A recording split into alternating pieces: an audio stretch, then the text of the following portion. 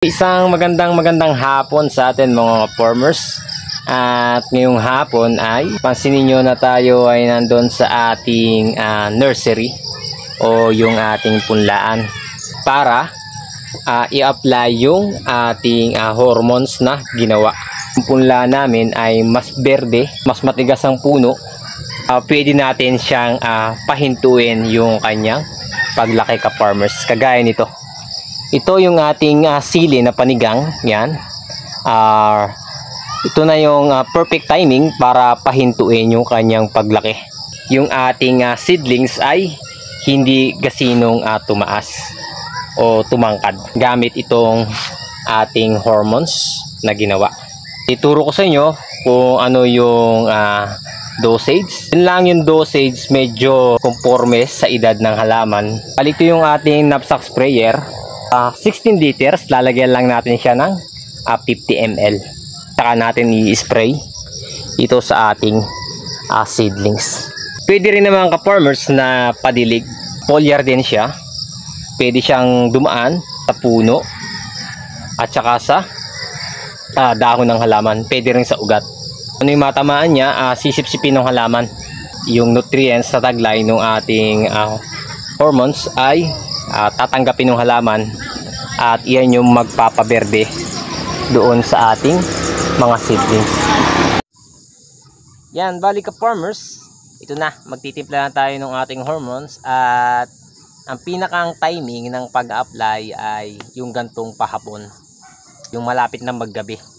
Tsaka mas maganda kung didiligin muna natin yung ating seedlings bago natin sprayan o diligan nung ating hormones.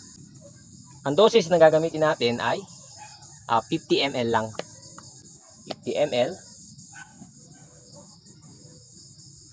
Yan, 50 ml. Tsaka kanawin natin muna dun sa ating tubig ka farmers bago natin i-apply. Buhos dun sa ating knapsack sprayer kasi ito ay may taglay molasses din. Yan. Yung ingredients niya ay molasses kaya medyo mahirap tunawin. Yan. Bali pinerment lang natin siya ng 3 months bago natin siya gamitin. Yan. Pagkatapos ka farmers ay pwede na natin siyang ilagay dito sa knapsack sprayer. Yan.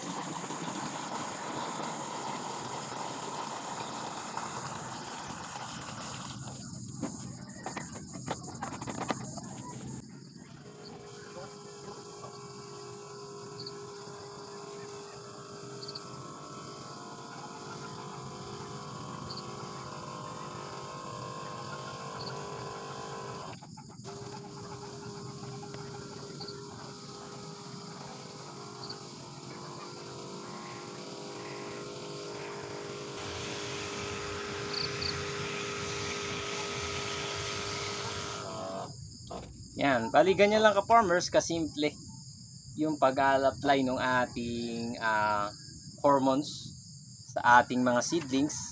At yan, magiging mas maberde na siya, mas matigas ang puno at mami-maintain na natin yung kanyang taas o tangkad.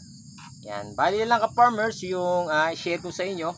At sa susunod na video naman ay kung paano maggawa ng ating hormones. Yan, ka farmers. Thank you for watching.